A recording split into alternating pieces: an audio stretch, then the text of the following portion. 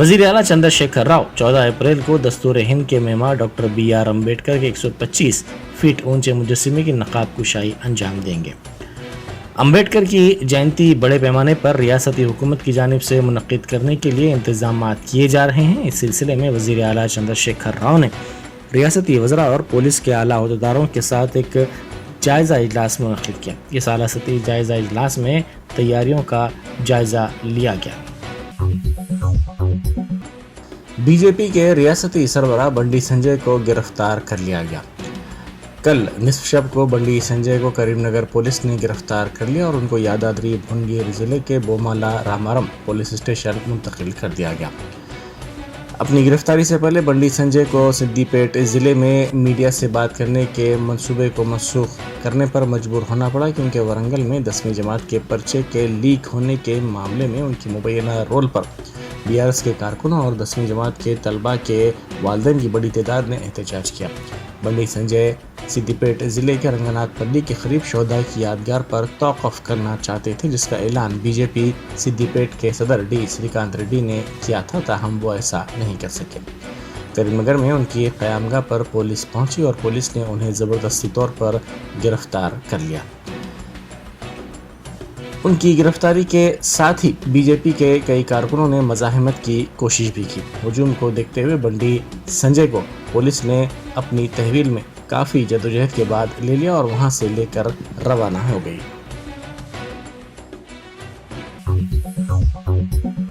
वज़ीर फ़िनांस हरीश राव ने कहा है कि सियासत की खातिर आने वाली नस्लों की ज़िंदगियों से खिलवाड़ करना बीजेपी के लिए मुनासिब नहीं है। उन्होंने मीडिया से बात करते हुए बरहमी का इजहार किया और कहा कि बीजेपी तलबा की ज़िंदगियों से खिलवाड़ कर रही है।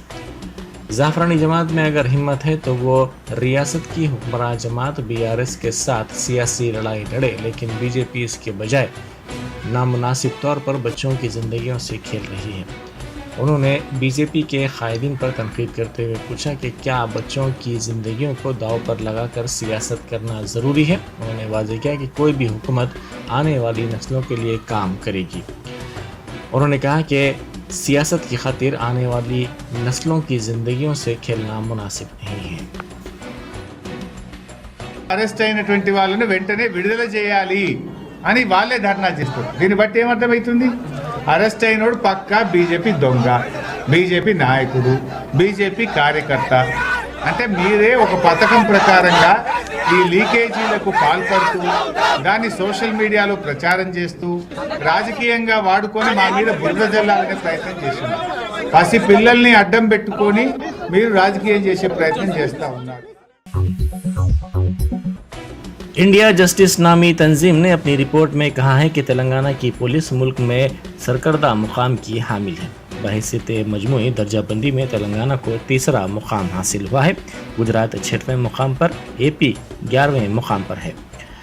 तेलंगाना पुलिस जराइम की वारदातों पर काबू पाने के लिए नए नए इक़दाम कर रही है। जराइम पर काबू पाने के सिलसिले में इख्तियार किए जाने वाले नए तरीक़ेकार के साथ साथ पुलिस के काम के तरीक़ेकार, इंसाफ के निज़ाम, नए तजुर्बात, कानूनी इमदाद के ज़ुमरों में इस तंजीम ने सर्वे किया। इस सर्वे में तेलंगाना को बेहतर मुकाम हासिल हुआ है। 2019 और 2020 में भी इसी तरह के सर्वे में तेलंगाना को बेहतर मुकाम हासिल हुआ था। GHMC ने जारिया साल 16,329 इमारतों की तामीर की इजाज़त दी है। गुज़िश्ता साल 13,000 इमारतों की तामीर की इजाज़त दी गई थी। इमारतों की तामीर की इजाज़त पर बल्दिया को 1,454 करोड़ रुपए की रकम वसूल हुई। GHMC के टाउन प्लानिंग के शोबे के अहदेदारों ने बताया कि 183 कमर्शियल इमारतों और दवाखानों की तामीर की इजाज़त दी गई है। उन्होंने कहा कि 97 इमारतों को 5 फ्लोर से ज़ायद की तामीर की इजाज़त दी गई है। ज़्यादा टैक्स पहले अदा करने वालों के लिए अर्ली बर्ड स्कीम की पेशकश की गई है। 2023-24 के माली साल के दौरान जायदाद टैक्स अदा करने वालों को ये सहूलत फराहम की जाएगी। 30 अप्रैल तक ज़्यादा टैक्स अदा करने वाले इस सहूलत से इस्तेफादा करते हुए 5% डिस्काउंट हासिल कर सकते हैं। 4 दिनों में अर्ली बर्ड के तहत 55 करोड़ रुपए की रकम वसूल हुई है। श्रीलिंगमपल्ली जोन में सबसे ज्यादा 11 करोड़ रुपए की रकम वसूल हुई। इस स्कीम से 750 करोड़ रुपए की वसूली का निशाना रखा गया है। कुल जमाती कायदीन ने कवायद पर अमलावरी में हुकूमत पर नाकामी का इल्ज़ाम लगाया। TSPSC पर साख और बेरोजगारों का मुस्तकबिल के मौजू पर तेलंगाना विद्या परिरक्षणा कमेटी ने इजलास में हुकूमत को तनकीद का निशाना बनाया। अवामी तंजीमों के कायदीन ने कहा कि 9 सालों में मुलाजिमतों पर तकर्रुरात नहीं किए गए। इंतखाबात के मौके पर अब मुलाजिमतों की फराहमी का धोखा दिया जा रहा है। ఒక సమాచారం ఇస్తున్నాను.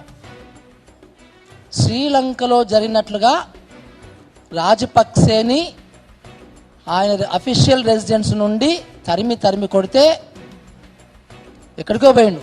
ఇప్పుడు అదే పరిస్థితి, నువ్వు ఫ్లైట్ ఆర్డర్ ఇచ్చుకున్నావు, ఆ ఫ్లైట్ రాకముందే నిన్ను తరిమి కొట్టే పరిస్థితులు వస్తున్నవి. ఎందుకంటే నువ్వు చేసే పని అట్లా ఉన్నాయి. నిరుద్యోగులకు సంబంధించినటువంటి ఇష్యూస్ని సార్ట్అవుట్ చేయి.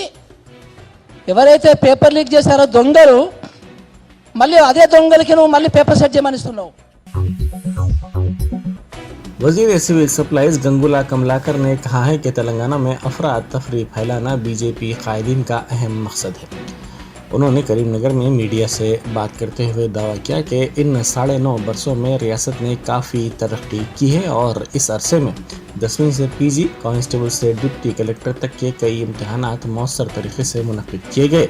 लेकिन बीजेपी के कायदीन रियासत में अफरा तफरी पैदा करते हुए वज़ीर आला चंद्रशेखर राव को बदनाम करने की कोशिश कर रहे हैं। उन्होंने कहा कि बिहार का कल्चर बीजेपी तेलंगाना में लाना चाहती है। उन्होंने बंडी संजय से पूछा कि क्या उनकी जिम्मेदारी नहीं है कि वो उनको व्हाट्सएप पर मौसूल 50 सवालात की पुलिस को इत्तला दे, लेकिन उन्होंने ऐसा करने से गुरेज किया है।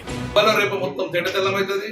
దీని కుట్రలో భాగం ఎంత ఉన్నారు, ఇంకా ఎన్ని పేపర్ లీక్ చేస్తారు, TSPSC కాదు ఇక్కడ ఉన్న రాబోయే కాలంలో ఇంకెన్ని పేపర్ లీక్ చేస్తారు అనే ఆలోచన మౌనంగా డెఫినెట్గా వాళ్ళందరినీ కూడా ఇంట్రాగేట్ చేస్తే బయటకు వస్తాయి. కాబట్టి ఆగం కావద్దు. బండి సంజయ్ వాళ్ళు అరెస్ట్ చేసి నిన్న డెఫినెట్గా ఆ బండి సంజయ్ దగ్గర నుంచి రాబడి చేసుకుంటారు. మీకు ఎవరెవరికి మీకు వాట్సాప్ చేసారు, మీరు వాట్సాప్ చేసినా కూడా ఎందుకు మా ప్రభుత్వం చెప్పలేదు, పోలీసుకి ఎందుకు ఇన్ఫర్మేషన్ లేదు, ఈ కుట్రలో ఎవరెవరు భాగస్వాములు అని చెప్పి అందరూ కూడా బయట చెప్తాను. దయచేసి ఎవరు ఆగమవుతుందని చెప్పి నేను మనస్ఫూర్తిగా పత్రిక ద్వారా మా యావత్ తెలంగాణ ప్రజానికంగా చెప్పడం జరుగుతుంది. मुल्क के साबिक नायब वज़ीर आज़म बाबू जगजीवन राम की 116वीं जयंती के मौके पर उन्हें भरपूर खिराज पेश किया गया। वज़ीर लेबर मल्ला रेड्डी ने कंटोनमेंट हल्के में उनके मुजस्समे पर फूल निछावर किया और मुल्क की आज़ादी के सिलसिले में उनकी खिदमत को याद किया। बाबू जगजीवन राम अमर है, बाबू जगजीवन राम अमर है, एक नेता बाबू जगजीवन राम अमर है। अली मस्कती नायब सदर तेलुगुदेशम पार्टी ने सवाल किया कि पर्चा लीक मामले के जिम्मेदार कौन हैं। लाखों बच्चे दिन रात मेहनत करके आगे बढ़ना चाहते हैं, लेकिन पेपर लीक होने की वजह से उनको तकालीफ का सामना करना पड़ रहा है। इसका जिम्मेदार कौन है? हुकूमत को चाहिए कि इस वाक़े में मुलविस अफराद को मुअत्तल करने के बजाय उनके खिलाफ PD एक्ट लगाया जाए। उन्होंने कहा कि वज़ीर तालीम सबिता इंदिरा रेड्डी या फिर इस मामले में इस्तीफ़ा दें। हुकूमत लाखों बच्चों की ज़िंदगियों को ख़राब कर रही है। उन्होंने कहा कि तश्कील तेलंगाना के मौके पर तमाम को मुलाजिमतों की फरहमी की उम्मीद थी, लेकिन आज तेलंगाना में मुलाजिमतों की कमी की वजह से एक तरफ लोग परेशान हैं तो दूसरी तरफ पेपर लीक मामले सामने आ रहे हैं, जिससे मासूम बच्चों की ज़िंदगियां ख़राब हो रही हैं। ग्रुप 1 के एग्ज़ाम के बाद फिर आज मासूम बच्चों की ज़िंदगी से जो खेला जा रहा है, ये जो SSC एग्ज़ाम में आज एक फिर पेपर लीकेज हुआ और फिर आज हिंदी पेपर लीकेज हुआ, इसका जिम्मेदार कौन? आज लाखों बच्चे रात दिन मेहनत कर उनकी ज़िंदगी संवारने के लिए आगे बढ़ना चाह रहे हैं, लेकिन ये पेपर लीकेज होने की वजह से इनकी ज़िंदगी कहाँ जाएंगी, उनके माँ बाप के ऊपर कितनी तकलीफ़ पहुँच रही है, इसका ज़िम्मेदार कौन है? या हुकूमत है या जो मिनिस्टर है सबिता इंदिरा रेड्डी साहिबा? उनको चाहिए कि अगर से उन्होंने जिम्मेदारी अपनी कबूल करें और जो भी इसमें इन्वॉल्वमेंट है उनको खाली सस्पेंड करने से नहीं होगा, उनके ऊपर पीडी एक्ट डालिए और ये अपनी जिम्मेदारी आप कबूल कर आप रिजाइन दे दीजिए। एक शख्स को गोली मारकर हलाक कर दिया गया। ये वारदात टप्पा चबूतरा पुलिस स्टेशन के हुदूद में मुर्गी चौक कारवान के करीब पेश आई। मकतूल की शिनाख्त आकाश सिंह के तौर पर की गई है। ज़राए के मुताबिक इसको करीब से गोली मारी गई है। इस वारदात की इत्तला के साथ ही पुलिस वहां पहुंच गई। पुलिस ने मुकामी वारदात से बंदूकें और चाकू बरामद किए। पुलिस ने कहा कि हथियार का इस्तेमाल करते हुए आकाश पर कई राउंड फायरिंग की गई। 3 माह पहले आकाश के खिलाफ एक केस दर्ज करते हुए इसको रिमांड किया गया था, ताहम वो जमानत पर रहा हुआ था। पुलिस ने शुबा जाहिर किया कि क्रांति के साथ आकाश का तनाज़ा था, उसी ने ही ये वारदात अंजाम दी है। आज हमें यहाँ पे इंफॉर्मेशन आया कि मुर्गी चौक एरिया टप्पा चबूतरा पुलिस स्टेशन के अंदर में यहाँ पे एक मर्डर हुआ है। 12:30 को नाइट में इंफॉर्मेशन है। इसके बाद में इमीडिएटली पुलिस यहाँ पे आई और हमें पता चला कि यहाँ पे एक स्पॉटेड डेड बॉडी है यहाँ पे। उसके बाद में हमने उसको शिफ्ट किया टू उस्मानिया जनरल हॉस्पिटल। इसके बारे में जो ब्रीफ है से बेसिकली डिसीज पर्सन का नाम आकाश सिंह है। He is a 26 year old. यहाँ पे वो अपने दोस्त के पास यहाँ पे आया था। उसके बाद में इसके बारे में कुछ जो अभी तक जो प्राइमरी इन्फॉर्मेशन हमें आई है, प्रिलिमिनरी इन्फॉर्मेशन, उसके अंदर हमें पता चला है कि इसमें एक्यूज की तरफ से नाइफ और साथ में पिस्टल का यहाँ पे यूज़ हुआ है। तो इलीगल ये वेपन है, आर्म्स है, इसके बारे में यूज़ हुआ है। तो अभी हम इसके बारे में इंफॉर्मेशन कलेक्ट कर रहे हैं। अभी तक जो भी एक्यूज्ड है अभी तक एब्सकॉन्डिंग में। प्राइमरी बेसिस पे हमें कुछ क्लूज़ वगैरह मिले हैं। साथ में यहाँ पे फॉरेंसिक टीम और क्लूज़ टीम को यहाँ पे बुलाया गया है। उनके बारे में जो भी यहाँ पे शॉट्स वगैरह हुए, एंट्री और एग्जिट पॉइंट और जिस तरह का मर्डर सीन है, उसके बारे में क्लूज़ हम यहाँ पे कलेक्ट कर रहे हैं। तो अभी तक जो आर्म्स की वजह से जो भी यहाँ पे शॉट्स फायर किए, इसमें मल्टीपल शॉट्स है। एग्जैक्टली कितने शॉट्स है इसके बाद में हमें अभी तक आफ्टर क्लूज़ टीम का प्रॉपर्ली एनालिसिस होने के बाद और साथ में हॉस्पिटल में PME रिपोर्ट आने के बाद वहाँ पे एग्जामिनेशन करने के बाद हमें पता चलेगा कि कितने एंट्री और कितने एग्जिट पॉइंट है, उसके साथ में कितने शॉट्स यहाँ पे फायर किए। उसके बारे में हमें इन्फॉर्मेशन जल्द से जल्द आएगी। सर वो गन जो था लाइसेंस अभी तक इसके बारे में कोई लाइसेंस गन से किया ऐसा नहीं लग रहा है, लेकिन फिर भी हम सभी डायरेक्शन में इसके बारे में फायर करें। वही अभी फॉरेंसिक टीम जो आई है यहाँ पे, पुलिस टीम और साथ में जो PME रिपोर्ट है, उसके बाद में ही वो क्लियरली बता सकते हैं कितने शॉट्स है। मल्टीपल शॉट है लेकिन इसमें। सर ये रिवेंज मर्डर है सर? इसके ऊपर जो है मतलब पहले से कुछ केसेस है या फिर ये जो है पॉलिटिकली यहाँ के बीजेपी से कंटेस्ट करने वाले MLA का भांजा है और ये जो उसको बुलाया वो कैसा एक इन्फॉर्मेशन आया वो दूसरी पार्टी से लड़ाई। अभी तक जो प्राइमरी इन्फॉर्मेशन हमें आई है, इसमें किसी भी तरह का पॉलिटिकल पार्टी का इसमें कोई भी यहाँ पे इन्वॉल्वमेंट नहीं लग रहा है। किसी भी पॉलिटिकली अपोजिशन की वजह से ऐसा एक कुछ मर्डर हुआ है ऐसा नहीं लग रहा है। मोस्टली ये फ्रेंड्स के बीच में एक इश्यू हुआ है, उसके बारे में हमें अभी तक प्राइमरी इन्फॉर्मेशन पता चल रहा है। और शॉट्स की बात कीजिए तो इसमें मल्टीपल शॉट्स है। एग्जैक्टली कितने शॉट्स है, नंबर ऑफ शॉट्स, उसके बारे में हमें अभी तक पता नहीं है, लेकिन जल्द से जल्द हमें पता चल जाएगा।